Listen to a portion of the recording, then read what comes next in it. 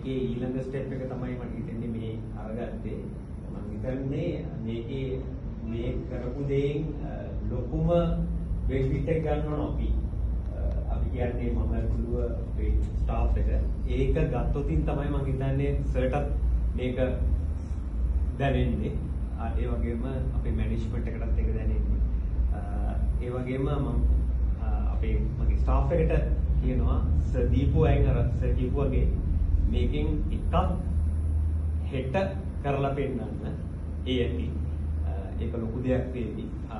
කෙනෙක් එක කරොත් අර මම හිතන්නේ සර් කිව්වා දත්මදින එකේ ඉඳලා පොඩ්ඩක් කරලා මේ අපේ ඉන්න කස්ටමර් කෙනෙක් ගාවට යනවා නම් බොහොම හොඳයි. බොහොම ස්තුතියි සර්. ඔබතුමාට ලැබුවා අලුත් අවුරුද්ද සර්ව ප්‍රකාරයෙන් සාර්ථක වේවා. නිරෝගීවත් වෙන්න කියලා ප්‍රාර්ථනා කරනවා.